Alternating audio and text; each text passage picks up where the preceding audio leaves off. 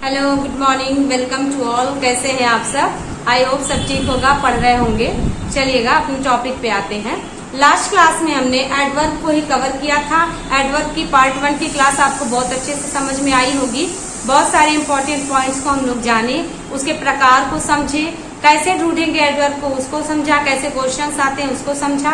आज की क्लास में एडवर्ब को ही कंटिन्यू करते हुए एडवर्ब के और कौन कौन से प्रकार हैं उसको भी हम लोग कवर करेंगे, और कुछ इंपॉर्टेंट पॉइंट्स जो कि एग्जाम के पॉइंट ऑफ व्यू से बहुत ही इंपॉर्टेंट है उसको भी हम लोग देखेंगे। चलिए अपनी क्लास स्टार्ट करते हैं।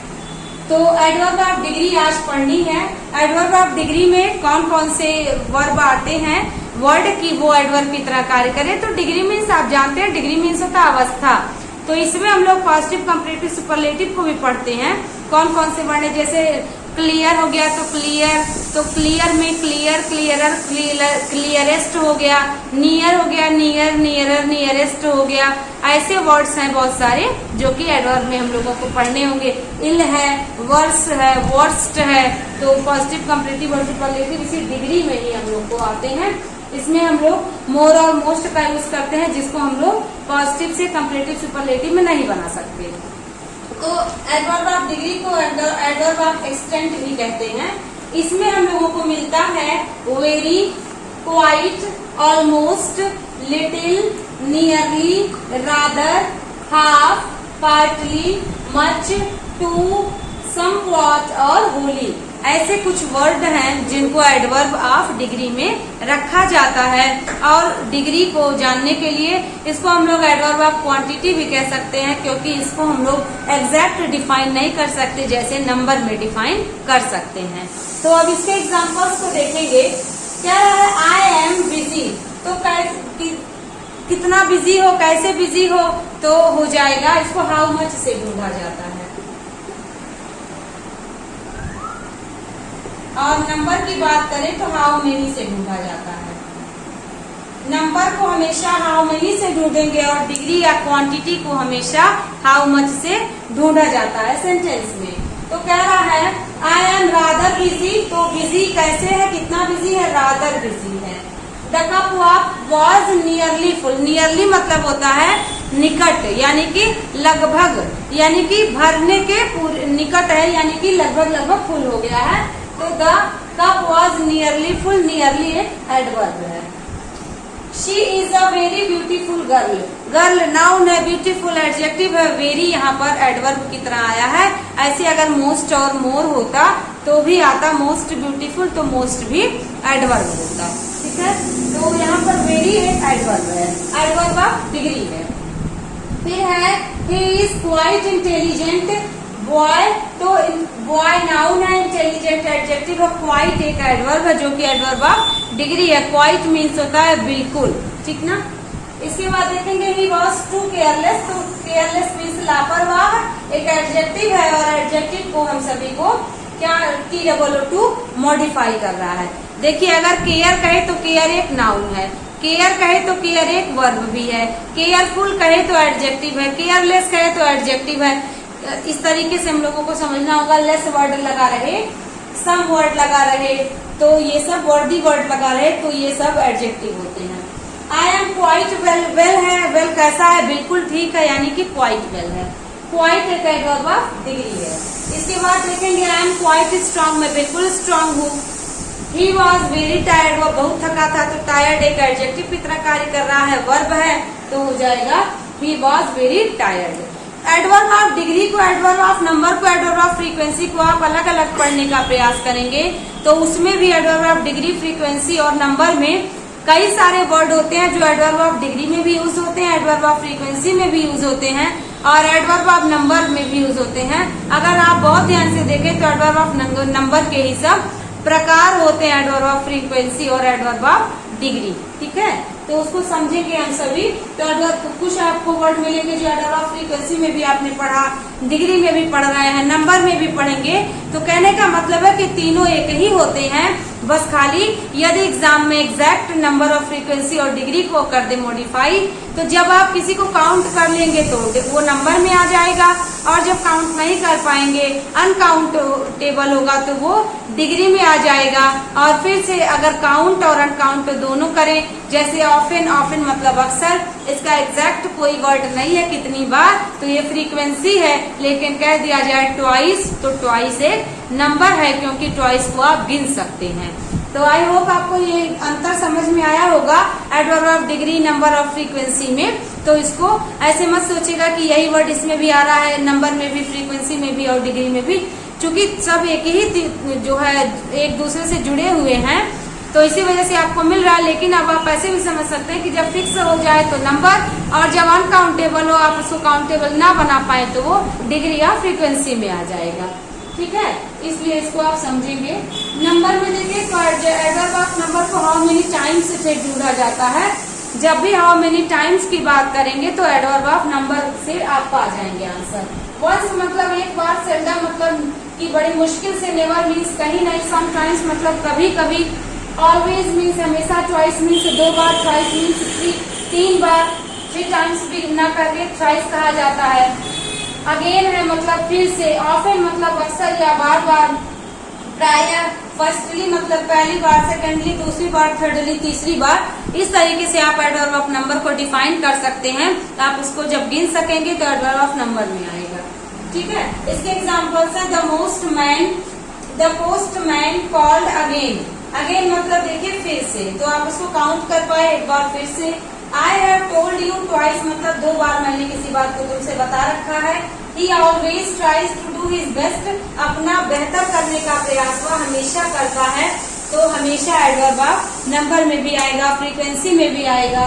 ठीक है, फिर है I often go for morning walk, मतलब मैं अक्सर मॉर्निंग वॉक के लिए जाया करता हूँ, प्रायः मॉर्निंग वॉक के लिए जाया करता हूँ। ऐसे जब आपको मिलेगा तो नंबर, फ्रीक्वेंसी और डिग्री को समझते हैं।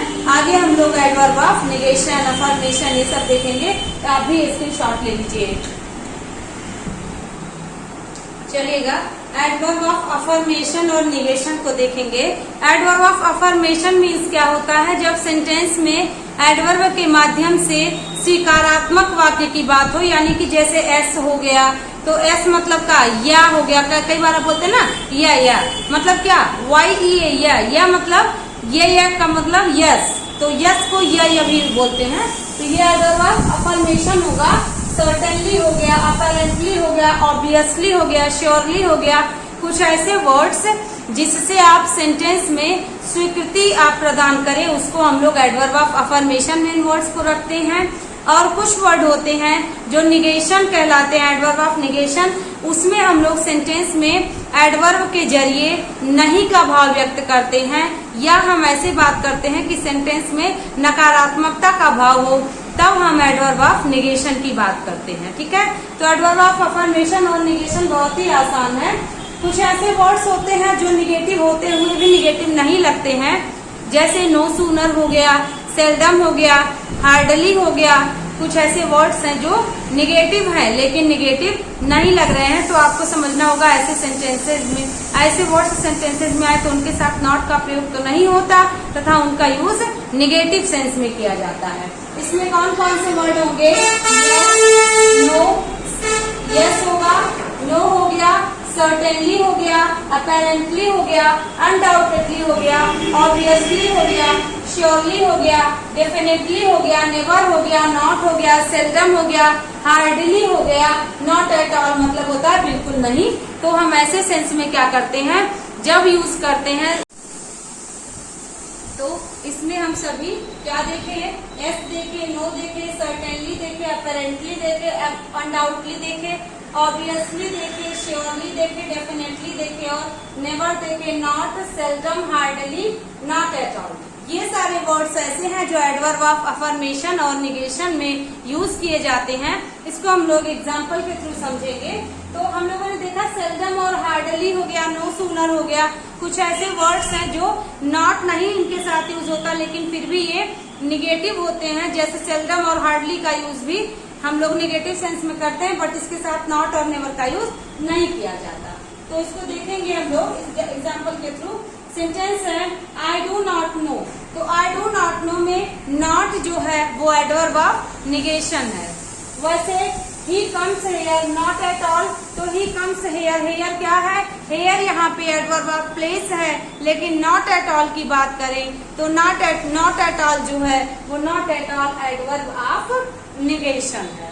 आगे देखेंगे आई सेल्डम हेल्प हिम, तो सेल्डम यहाँ पे एडवर्ब ऑफ निगेशन है, भले ही यहाँ पे नॉट का प्रयोग नहीं हुआ है, एग्जाम में अगर पूछ ले सेल्डम क्या है तो एडवर्ब ऑफ निगेशन भी है, एडवर्ब ऑफ नंबर भी है और एडवर्ब ऑफ फ्रीक्वेंसी भी है, कोई एक ऑप्शन में आ जाएगा। ठीक है, इसके बाद है शी नेवर, तो नेवर मतलब कभी नहीं, वह कभी झूठ नहीं बोलती, तो शी नेवर टेल्स अ लाई हो जाएगा। इसके बाद श्योरली, श्योरली अफर्मेशन का इंडिकेशन कर रहा है, श्योरली हो गया, ऑब्वियसली हो गया, सर्टेनली हो गया, ये सब वर्ड्स जो होते हैं वो हमेशा सकारात्मकता की बात करते हैं। श्योरली आप किसी से कहोगे तो वो एकदम 100% श्योर, सर्टेनली कहेंगे तो भी 100% श्योर, ऑब्वियसली कहेंगे तो भी 100% श्योर की बात होगी। तो यहाँ पे हम सभी लोग क्या यूज करेंगे, श्योरली, सर्टेनली और ऑब्वियसली वर्ड को एडवर्ब ऑफ निगेशन में रखेंगे। तो you surely you are mistaken मतलब निश्चित रूप से तुम्हारी ही गलती है। He certainly went to your place, वह तुम्हारे स्थान पे सर्टेनली मतलब निश्चित रूप से गया, मतलब एकदम पक्का गया। इसके बाद है obviously he is mistaken, obviously मतलब होता है कि बिल्कुल सचमुच 100% बेशक, बेशक का एग्जैक्ट ऑब्वियसली होता है, तो बेशक मतलब without any doubt, you are mistaken मतलब तुम्हारी ही गलती है। इसके बाद ही हार्डली कम्स टू मी, वह बड़ी मुश्किल से, कम्स टू मी मतलब मेरे पास आता है, तो हार्डली हो गया, सेल्डम हो गया, ये नकारात्मक तो है लेकिन ये नकारात्मक लगते नहीं है। पहला पॉइंट। दूसरा आपने कंजक्शन में पढ़ा हो गया कि हार्डली और स्कार्सली का प्रयोग हमेशा इंट्रोगेटिव सेंटेंस की तरह किया जाता है, मतलब ही हार्डली हैड, तो हार्डली यहाँ पे एडवर्ब ऑफ निगेशन है। जब आपने पढ़ा होगा तो यहाँ पे आपने पढ़ा होगा सेल्डम हैड ही पढ़ा होगा, सेल्डम ही हैड या सेल्डम के साथ हैड ही आना है, डिड ही आना है, क्यों? क्योंकि ये इंट्रोगेटिव की तरह यूज होता है। वैसे आपने नो सूनर को भी पढ़ा होगा, तो नो सूनर भी एडवर्ब ऑफ निगेशन में आता है। इसके साथ सुटेबल कंजक्शन हमेशा व्हेन यूज होता है, सेल्डम और हार्डली। कभी भी सेंटेंस में अगर हार्डली और सेल्डम की बात हो रही है तो सेंटेंस में हमेशा हम लोग व्हेन ही यूज कर सकते हैं एज ए कनेक्टर, ठीक ना? तो इसको आप समझेंगे तो नोट कर लीजिएगा इसको और स्क्रीनशॉट ले लीजिएगा। चलिएगा कुछ क्वेश्चंस का डिस्कस कर लेते हैं जो कि प्रीवियस ईयर एग्जाम्स में आए हुए हैं, ताकि आपको एक अंदाजा लगे, आइडिया लगे कि कैसे एडवर्ब से रिलेटेड क्वेश्चंस आते हैं। तो फर्स्ट क्वेश्चन है, in which of the sentence above is used as adverb. तो अबव मीन्स होता है ऊपर, अबव का प्रयोग इसमें से किस सेंटेंस में एडवर्ब की तरह हुआ है, इसको फाइंड आउट करना है और ऑप्शन हम लोगों को मिला हुआ है। फर्स्ट सेंटेंस है, the moral law is above the civil. तो अबव यहाँ पर ऊपर का ही मीनिंग ले रहा है कि सिविल जो है, जो नियम कानून है, उनसे ऊपर है मोरल लॉ मतलब नैतिक कानून। इसके बाद है एनालाइज द अबव सेंटेंस। तो इस सेंटेंस में अबव सेंटेंस के पहले आया है, तो क्या यहाँ पे एक एडवर्ब की तरह यूज हुआ है? अगला, our blessings come from above. तो यहाँ पे देखिए अबव का यूज प्रीपोजिशन के बाद हुआ है, तो क्या यह एडवर्ब है? चौथा, द हेवंस आर अबव। अब चौथे में अबव का यूज वर्ब के बाद हुआ है, तो क्या यहाँ पे अबव है? तो आपको कैसे फाइंड आउट करना है? द सिविल क्या है? द सिविल एक नाउन है, ठीक? नाउन के पहले जब अबव आएगा तो ये क्या हो जाएगा? सेंटेंस एक क्या है? सेंटेंस मतलब होता है वाक्य, तो ये भी एक क्या है? नाउन है। तो क्या नाउन को एडवर्ब क्वालिफाई करता है? बिल्कुल नहीं। जैसा कि आप जानते हैं एडवर्ब वर्ब, एडवर्ब और एडजेक्टिव को ही मॉडिफाई करता है, नाउन को, कंजक्शन को, प्रीपोजिशन को मॉडिफाई नहीं करता। अब देखिएगा, ये फ्रॉम एक प्रीपोजिशन है और प्रीपोजिशन के साथ अबव का प्रयोग हुआ है, तो यहाँ पर भी अबव नहीं है, एडवर्ब है, यहाँ भी अबव एडवर्ब नहीं है, यहाँ भी अबव एडवर्ब नहीं है, यहाँ पे अबव एडवर्ब है। कैसे है ये देखिए, एडवर्ब एक अबव के लिए एडवर्ब यूज होगा। द हेवंस एक नाउन है, आर मतलब हेवंस आर अबव, यानी कि स्वर्ग हमसे ऊपर है, तो ऊपर के सेंस में ये क्या कर रहा है, डिनोशन भी कर रहा है और आर के बाद आया है, तो ये इस वाले सेंटेंस में फोर्थ ऑप्शन हमारा एडवर्ब की तरह अबव को लिए हुए है। तो आई होप आपको ये समझ आया होगा कि कैसे एग्जाम में क्वेश्चंस बन सकते हैं और कैसे आपको इसको समझना होगा। अगला सेंटेंस है the adverb from the adjective rear is. यहाँ पे कह रहा है रेयर वर्ड एक एडजेक्टिव है, इसमें आपको अबव क्या कैसे आप इसको बनाएंगे, रेयर को एडजेक्टिव, रेयर एक एडजेक्टिव है, इसको आपको एडवर्ब बनाना है, तो उसको समझेंगे। देखिएगा आपको 4 ऑप्शंस मिले हैं, तो इसमें से कौन सा वर्ड एडवर्ब है रेयर का। तो रेयर मतलब होता है दुर्लभ, तो आप देखिएगा रेयर का एडजेक्टिव रेयरली होता है, लेकिन रेयरली की क्या सही स्पेलिंग आपको पता है। देखिएगा ऑप्शन मिला है रेयरिटी, रेयरनेस, रेयरली और रेयरली। तो यहाँ रेयरिटी जो है ये नाउन है, रेयरनेस भी गलत है, यहाँ ये भी गलत है, रेयरली स्पेलिंग गलत है, रेयरली ये करेक्ट है। RARELY होता है, न कि RARILY होता है। तो इस तरीके से हमने देखा कि रेयर का कैसा एडवर्ब रेयरली होगा। ठीक है, नेक्स्ट सेंटेंस है Ram rarely goes to the bazaar. तो यहाँ पे देखिए बाजार वर्ड, यहाँ पे बाजार को ही इंग्लिश में कर दिया गया, ये एग्जाम में आया हुआ क्वेश्चन है, समझिएगा। तो कह रहा है Ram rarely goes to the bazaar, Ram दुर्लभ से यानी कि बड़ी मुश्किल से बाजार जाता है, तो यहाँ रेयरली एक एडवर्ब है, लेकिन कौन सा एडवर्ब है, यहाँ देखिए आपको ये पूछा है कि कौन सा एडवर्ब है, तो यहाँ रिलेटिव एडवर्ब बिल्कुल गलत, इंट्रोगेटिव वर्ड रिलेशन बनाते हैं तो होते हैं, टाइम में रेयरली आएगा नहीं, मैनर में बिल्कुल नहीं आएगा, और यहाँ पे अगर आप फ्रीक्वेंसी मतलब कितनी बार, तो फ्रीक्वेंसी मतलब बड़ी मुश्किल से एक आध बार, तो इसलिए यहाँ पे फ्रीक्वेंसी में एडवर्ब ऑफ फ्रीक्वेंसी में रेयरली का प्रयोग होगा। तो और भी आगे कुछ क्वेश्चंस को देखेंगे हम लोग,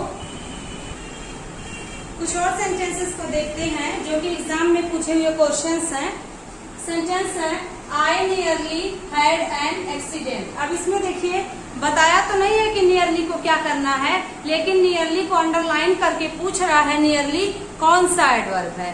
तो आपको पता है नियरली मतलब होता है निकट या बहुत पास, तो कह रहा है आई नियरली हैड एन एक्सीडेंट, मतलब मैं एक्सीडेंट के पास ही था, यानी कि मेरा एक्सीडेंट तो होने वाला था, वो ऐसा कह रहा है, लेकिन बात को नियरली से कंफर्म कर रहा है। तो एडवर्ब ऑफ डिग्री है, एडवर्ब ऑफ मैनर है, एडवर्ब ऑफ टाइम है, या सेंटेंस एडवर्ब है। तो देखिए एग्जाम में आया हुआ क्वेश्चन है सेंटेंस एडवर्ब, कोई एडवर्ब भी नहीं होता, तो सबसे पहले हम लोग फोर्थ ऑप्शन को इग्नोर करेंगे। सेंटेंस एडवर्ब कोई एडवर्ब नहीं होता, जैसा कि आप जानते हैं सिंपल एडवर्ब, इंट्रोगेटिव एडवर्ब और रिलेटिव एडवर्ब ही होते हैं। सिंपल एडवर्ब के कई सारे टाइप्स होते हैं और इंट्रोगेटिव और रिलेटिव एडवर्ब के कोई टाइप्स नहीं होते हैं। तो देखिएगा अब फिर एडवर्ब ऑफ मैनर को हाउ से ढूंढते हैं, एडवर्ब ऑफ प्लेस को वेयर से ढूंढते हैं, एडवर्ब ऑफ टाइम को व्हेन से ढूंढते हैं, और जब एडवर्ब ऑफ डिग्री की बात होती है तो हम सभी उस डिग्री को हम लोग पॉजिटिव, कंपैरेटिव और सुपरलेटिव के जरिए देखते हैं। तो यहाँ पर देखिए मैनर नहीं होगा, क्यों नहीं होगा, क्योंकि मैनर हाउ होता है, टाइम भी नहीं होगा, ये आपका एडवर्ब ऑफ डिग्री ही सही है। एडवर्ब ऑफ डिग्री का मतलब बहुत पास में, ठीक है, बहुत पास और बहुत ज्यादा पास, ठीक ना। तो यहाँ पे हम लोगों का adverb of degree correct answer हो जाएगा। अगला क्वेश्चन है the adverb of the adjective beautiful. Beautiful word का एडवर्ब क्या होगा। तो देखिए आपको एक बात मैं बताऊं, यहाँ पे समझिएगा, DEAUTI अगर TY कहे तो ये नाउन होता है, ठीक है। अगर ब्यूटी BEAUTIFY कहे तो ब्यूटीफाई एक वर्ब है, मतलब किसी चीज को सुंदर बनाना, मॉडिफाई, ब्यूटीफाई, क्लेरिफाई। और अगर ब्यूटी फुल कह दे, FUL रहेगा, तो ये एडजेक्टिव है। एक वर्ड को किसी भी प्रकार से सफिक्स लगा करके हम लोग डिनोट कर देते हैं। IFY सफिक्स लगे तो वर्ब, अगर कोई सफिक्स नहीं लगे तो ये एब्स्ट्रैक्ट नाउन है ब्यूटी, फुल सफिक्स लगे तो एडजेक्टिव है और फुली सफिक्स लगे तो एडवर्ब होता है। तो जब सेंटेंस में फुली सफिक्स लगे तो एडवर्ब होता है और ब्यूटी में नेस सफिक्स लग नहीं सकता।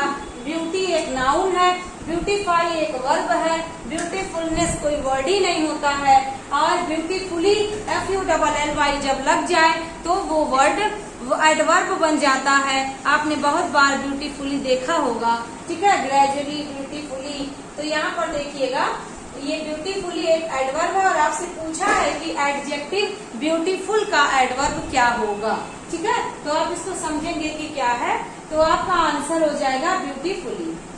अगला है she sang and danced happily।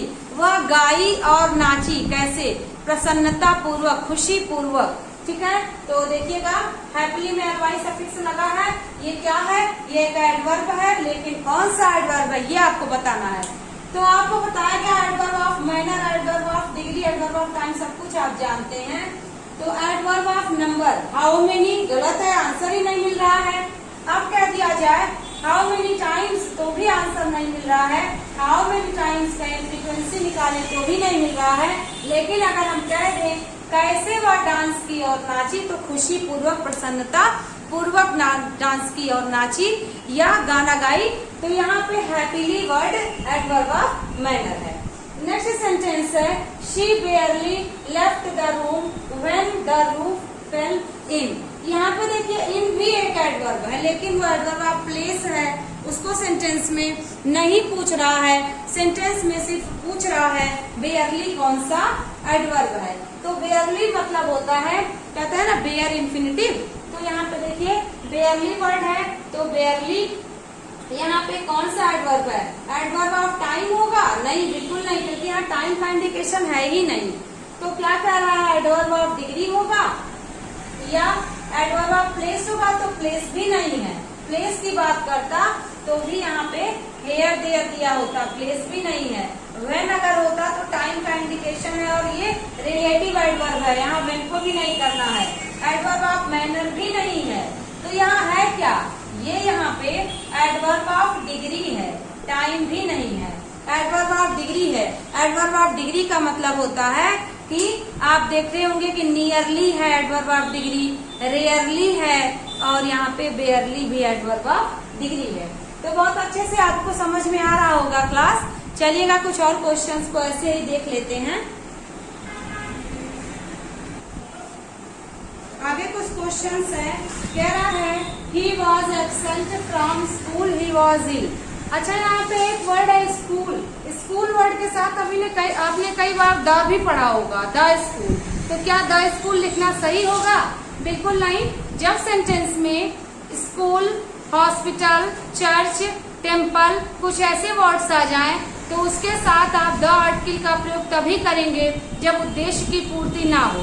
जिस उद्देश्य के लिए चर्च, टेम्पल और स्कूल, हॉस्पिटल ये सब बने हैं, जब उस उद्देश्य की पूर्ति नहीं होगी तब आप सेंटेंस में द आर्टिकल का यूज करेंगे। लेकिन जब सेंटेंस में स्कूल, चर्च, टेम्पल और हॉस्पिटल का यूज उस उद्देश्य की पूर्ति के लिए किया जाएगा जिसके लिए वो बना है, तो द आर्टिकल का यूज नहीं किया जाएगा। ओके, तो चलिए देखते हैं।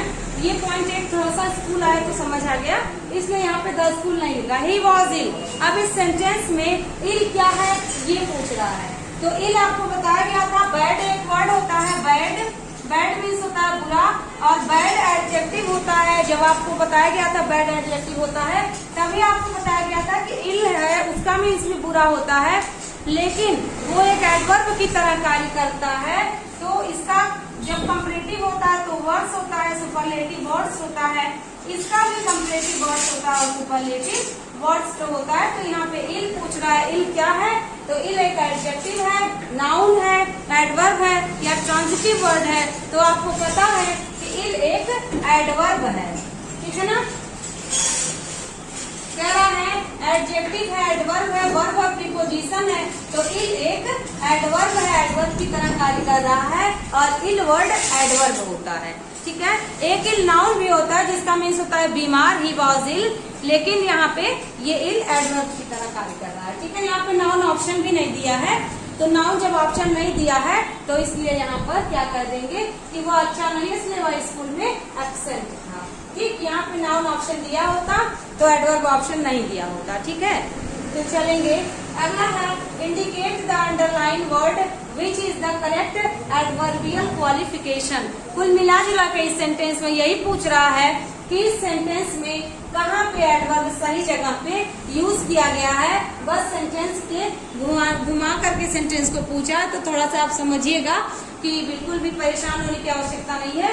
क्या इंडिकेट द अंडरलाइन, जो वर्ड अंडरलाइन किए हुए हैं उसको आपको इंडिकेट करके आपको बताना है अंडरलाइन से कि कौन सा एग्जैक्ट एडवर्ब है। कुल मिला जुला के पूछ रहा है कि कौन सा वर्ड एडवर्ब है। When it which is the correct adverbial qualification। तो यहाँ पे द फ्लेम्स देखिए नाउन है, स्प्रेड मतलब होता है फैलना, ये वर्ब है, और एवरीवेयर मतलब होता है हर जगह।